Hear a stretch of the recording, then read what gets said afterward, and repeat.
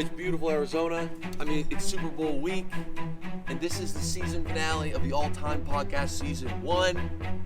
We got a little something different for you today, a little something special. I mean, we're breaking it all down. Game lines, prop bets, the whole analysis.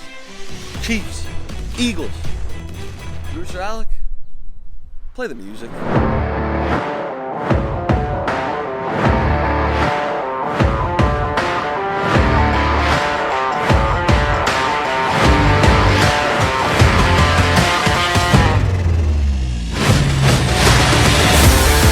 Episode 16, all-time podcast with Luke Wilson.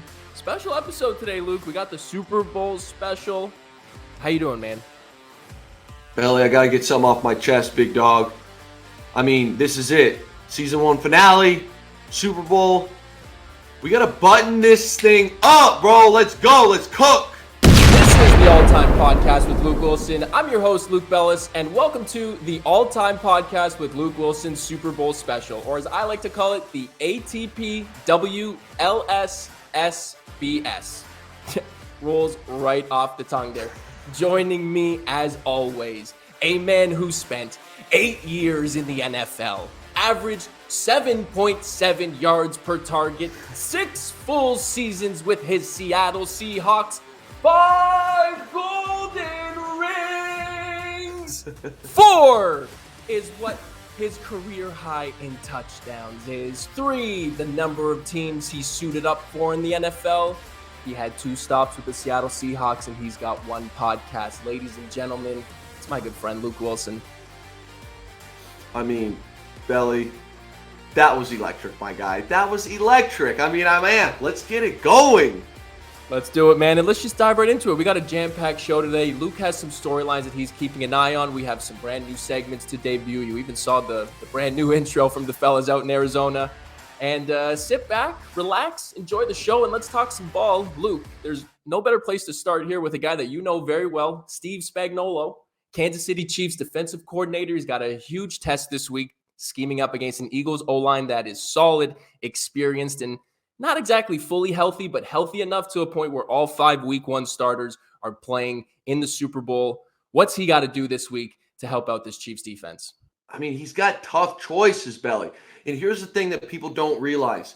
Not a lot of teams play defensive coverage the way the Chiefs do and Steve Spagnuolo does. He likes the pressure. He's an exotic blitz guy. He's, going to bring a variety of different looks. But also in the back end, when they go to zone coverage, it's cover 2 and cover 4. And the reality is when you play those 2 coverages, that means both of your safeties are out of the box. And what does this Philadelphia team love doing? Running the football. What are they great at doing? Running the football. So you're sitting here now and you're in a bind if you're Steve Spagnuolo, because the reality is if you sit back and play cover 2 and cover 4 and protect yourself from the big play, they're going to run it down your throat. They're going to methodically move down the field, long drives. If you put that safety in the box, now all of a sudden you're susceptible on the back end to some big throws, et cetera, et cetera.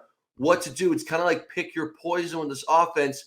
Your thought immediately goes to this is Steve Spagnuolo. Like you said, Belly, he can dial up blitzes. He can get pressure going on. But with this veteran O-line, Jason Kelce calling the shots at center, I don't see them getting fooled. I think they can pick up these blitzes. What does Steve Spagnuolo do? To me, he tries everything to take away the run game and make Jalen Hurts win this game with his arm.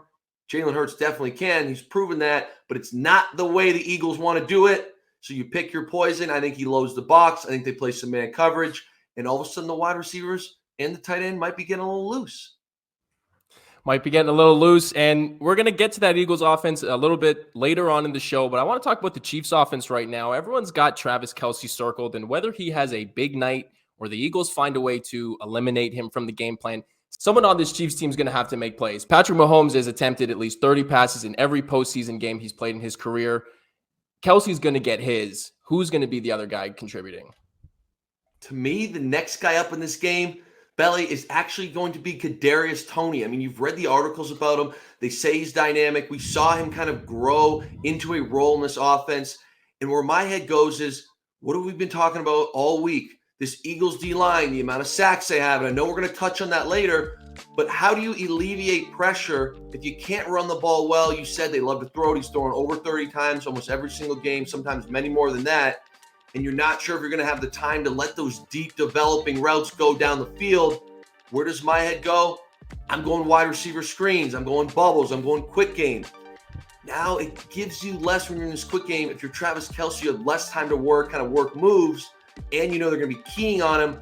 The next guy up to me right now is Kadarius Toney. You can throw screens to him. He can make a guy miss on the perimeter. You can throw a nice little bubble pass to him, and all of a sudden you got Noah Gray out there, a tight end that can also play as a little bit of a wideout, leading the charge, blocking. Again, I like Kadarius Toney to get involved, not only from a wide receiver standpoint, but almost like a running back, little bubble routes, little wide receiver screens.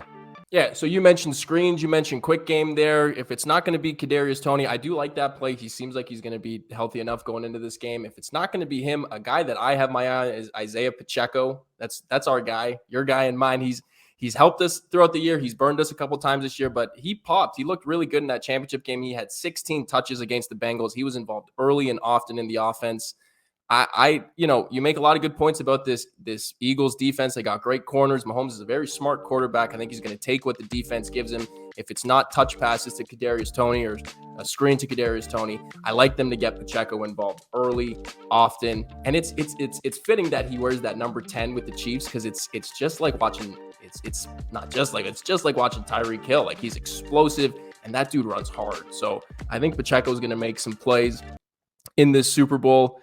And we're going to touch on the Eagles on the other side here.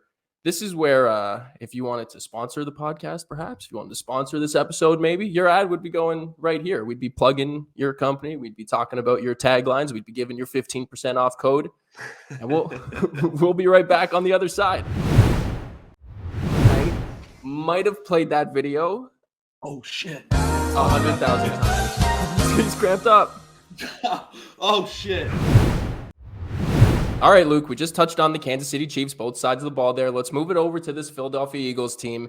The whole world thinks they're going to come out Jalen Hurts, Miles Sanders, Boston Scott, Kenneth Gainwell, run the ball. You're zigging when everyone's zagging. Talk to me about Jalen Hurts in this passing game. I mean, you said it, Belly. We just talked about Steve Spagnuolo, and my opinion is they're going to shift from a little bit of what they normally do with the two high safeties, put a safety into the box to help out in this run game and try and slow it down. So now all of a sudden the pressure goes to Jalen Hurts. He's going to have to sling it a little bit, which he can do. And my question to you is, Belly, if we're playing man coverage because we're playing cover one safety in the box, like I said, I mean, if we're playing off the ball on A.J. Brown, who's the next guy up who's going to eat for this offense? Yeah, it's deep, man. They got, like you just said, A.J. Brown, Devontae Smith, Quez Watkins. They got a solid tight end with Dallas Goedert. There's a ton of weapons in on this offense, taking on a defense that's pretty young. I mean, you just said it, Belly. They're different players, and they're all just incredible athletes and incredible football players. So let's go through the big three to me, which is A.J. Brown. And here we go. A.J. Brown, what am I thinking? Okay, first and foremost, even if their run game slowed down, little RPO with a big body slant on the outside. I mean, you're taking that all day. Next thing, I mean, the guy can run and he's huge. We've seen the go ball. We know Hurts can throw the go ball. Bingo. I mean, big plays, explosive plays down the field. I like A.J. Brown to have a great night, especially if this is the game plan Spagnuolo goes. Now let's go to Devonta Smith. What would you say? I mean, he's can do these go ball type routes, but to me, he also has a bit of a different element. Would you not agree compared to A.J. Brown, a little more slender, where they call him Skinny Batman? Skinny Batman. Skinny Batman. So now all of a sudden, let's say the Eagles are actually getting, burned a little bit. This O-line, I don't think it's going to happen. It gets confused. Spagnuolo dials up some pressures. We talked about it on the other side of the ball, but Devontae is primarily their screen guy, their bubble guy. And we've seen him in Alabama. We've seen him in the league. This guy's got electric speed and can make a man miss. You get Devonta Smith out on the perimeter, and it's very, very, very dangerous. So Devonta Smith, the reason I really like him in this game is not only do I think he's going to eat down the field on some longer developing routes, but he's their guy underneath to kind of get those quick completions.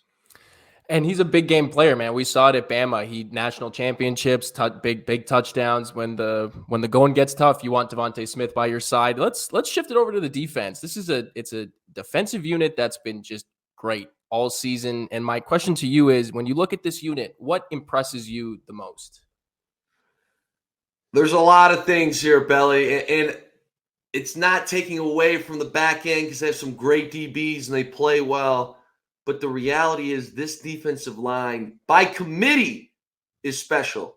By committee, we love to talk about Haason Reddick, and as we should. The guy's had a phenomenal year. But you think of it, every single person they plug in there is extremely good. He's just an unbelievable NFL football player. And where my head goes is specifically the interior D-line. I mean, you've got the youngster in Jordan Davis. You've got Javon Hargrave. Now, all of a sudden, in the middle of the year when Jordan Davis got hurt, they got a little beat inside. They gave up some yards on the ground. Front office went out and said, absolutely not. They bring in Linval Joseph. I mean, this man is a mountain out there. They're bringing Ndamukong Suh, Belly. I mean, these dudes are perennial run stuffers who are also explosive and can get a rush on the passer as well. Now, I mean, you add in there Haason Reddick, you add in there Fletcher Cox, you add in there Brandon Graham. I mean, the list goes on, and these guys can rotate. They can stay fresh. They can just wear you down. So to me, part of the reason this is the number one pass defense, not taking anything away from the back end of Slay, Bradbury, those guys, when you have a pass rush that's as dynamic as them, third most sacks ever behind the 84 and 85 Bears. Are you kidding me? Well, it's like you said it earlier in the week as well, right? People always look at defenses, go, oh, they're not the 85 Bears. They're not the 85 Bears. This defense, statistically, they're right up there with them. And I can't wait to see them take on Mahomes. It's a great defensive unit taking on an all-time great quarterback, and I just cannot wait to watch it. And what else I cannot wait to watch is our next segment, because what you don't know, Luke, is that I snuck out of Toronto yesterday, and I floated on down to Arizona, and I got a firsthand look at some stuff. I was taking a look at Gatorade colors. I was looking at the coin that they're using in the coin toss. So we're gonna take another break here. If you wanted to be a second sponsor for the podcast, your ad would be here. We'd be talking about your promo codes and all that stuff. But we're going to take a quick break. We'll be back on the flip side with some prop bets and some more betting talk. One night, might have played that video. Oh, shit. 100,000 times. He's cramped up. Oh, shit. Well, everyone, we got Belly at the Bowl. Yes, you heard it. Our guy, Luke Bellis, is at State Farm Stadium. Let's bring him in right now. Belly, looks like you're actually at the stadium as we speak. Got to ask, have you been lucky enough to hear a national anthem rehearsal song? How long is this bad boy going to be? Yes, Luke, I'm down here in Arizona, and I can confirm to you after looking into the national anthem that there will be a national anthem played Sunday night before the game. Now, Belly, what can you tell us about the coin toss? Did you get a chance to talk to Andy Reid? Is he a heads or tails guy? I've heard a lot of things. Where are they leaning this year? Yeah, that's a great question, Luke. I wish I had an answer for you. I came down to Arizona on my own. I have no media credits. I tried to go to media night the other day to speak with Andy Reid about this exact question. I bumped into him at an In-N-Out Burger. He had different things on his mind. So let me see. My coin says heads. I can see we've got some hard-hitting journalism here with Belly at the Bowl. So let's keep the tough questions coming. The Rihanna halftime show, Belly. What's the first song going to be? What can you tell us? Yeah, so I was out at dinner with Rihanna last night. She gave me the full breakdown of her set list. However, I'm sworn to secrecy. I fear Rihanna a lot. So if I tell you what song will be played first, I would have to get out of Arizona immediately. Another hard hitting, you put your rep on the line. It sounds like you put your life on the line for some journalism last night. Hey, Luke? And Luke? Now we're having audio issues. Guy, can they hear me? Can you hear me? Luke? I can hear you fine. I think we lost him. Luke? I'm assuming you're trying to get me to say, what's my name? Luke, are you there? Yes, Luke. Yes, I'm here. Yes. Okay, so I had dinner with Rihanna last night. I can't tell you the We first did hear one that though. we did hear that on the pod. Oh, okay. Then how'd it go? Well, it was a great dinner. She's a lovely woman, but she terrifies me, so I can't share any of the conversation. Perfect. Love to hear it. Okay, well, let's try another question here. We still got some time. Belly, you've been on the scene in Arizona now for approximately 30 minutes. Seen any celebrities? Somebody we might perhaps see at the halftime. Maybe someone else was at the dinner with you and Rihanna. Yeah, Luke, I did happen to bump into PGA Tour golfer Hayden Buckley Thursday evening following his round at the Waste Management, currently the 107th ranked golfer on the planet. I liked him to T40 this week at the Waste Management, so if he T40s, he'll cash that at plus 180, and maybe he'll be feeling good and go to the Super Bowl after. And I've played about 7 total rounds of golf in my 33 years of life, so I have no idea anything that you just said. Okay, we're getting towards the end here. Belly at the bowl. We're closing in. I'm a big blue Gatorade guy. Any chance while you've been at State Farm Stadium, maybe perhaps you've noticed what Gatorade's being brewed up in the jugs? Yeah, Luke, this was the question I've been waiting for all day since I came down to Arizona. This was the exact reason you wanted me to come down here, scope out that Gatorade color. I can tell you with 100% certainty that if the Philadelphia Eagles win this game on Sunday, the Gatorade.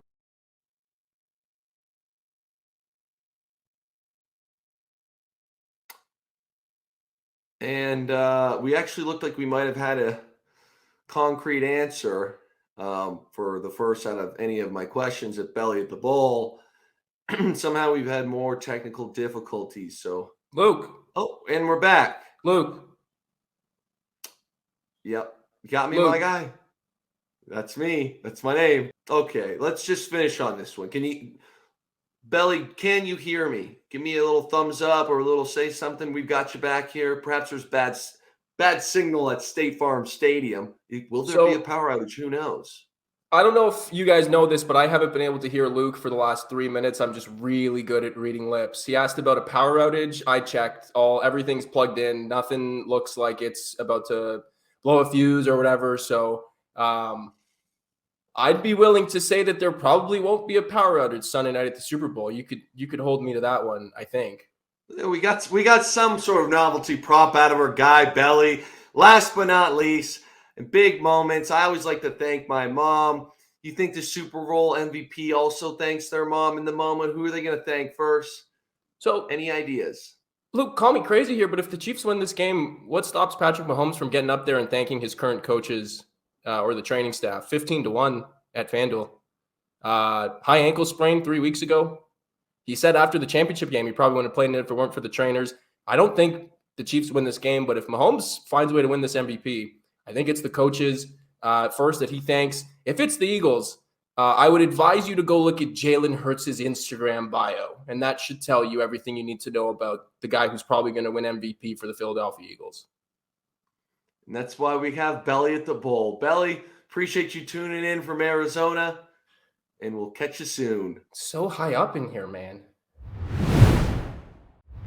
One night, might have played that video. Oh, shit. 100,000 times. He's cramped up. Oh, shit. All right, well, that was certainly interesting.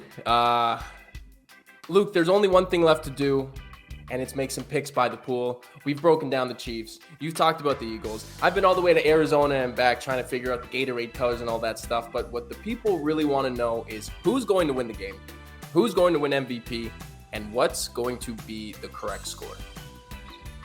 It's tough, but my early lean, I'd say Philadelphia is going to win.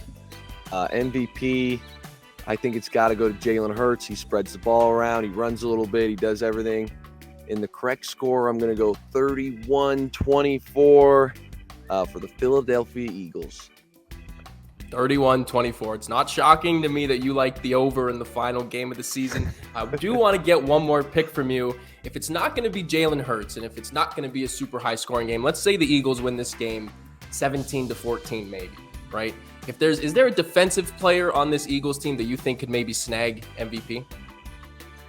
For sure. And I got to go with Hassan Reddick. I mean, if it becomes a game like that, I think Hassan Reddick does enough perhaps to force a fumble, maybe scoop and score on a sack fumble, couple sacks, and sometimes he drops into coverage, so who knows? Maybe he gets a little, someone tips the ball up, could be an interception, so long shot MVP, I'm going to go Hassan Reddick. Hassan Reddick on the defense. If you want a long shot on the Eagles offense, shout out my guy Andrew Marini, big Philadelphia Eagles fan. He told Kenneth Gainwell, 130-1. He's been running the rock really good this postseason. He's been taking a lot of snaps away from Miles Sanders. If he pops off a big run, maybe finds it back in the end zone once or twice, Kenneth Gainwell, 130-1. There's worse bets that I think you can make on this Super Bowl. And Luke, is there anything else you want to touch on here before we wrap up? What a great finale. Appreciate everybody who's listened in. Belly, I appreciate you. Appreciate Manager Mark and appreciate producer Alec. Without you guys, this wouldn't be possible. And we appreciate everyone that's made it this far into the episode, the Super Bowl special, the all-time podcast with Luke Wilson, Super Bowl special. The acronym spells itself. I've already forgotten it, so I can't repeat it. Again, like Luke said, we appreciate your time. We appreciate you being here. And Luke, I appreciate you. This has been one hell of a year. Look at us. We started a podcast. We're going to slap FanDuel with a couple of SGPs this week as well. And what a way to end it. We'll see you guys on the flip side. Cue the music.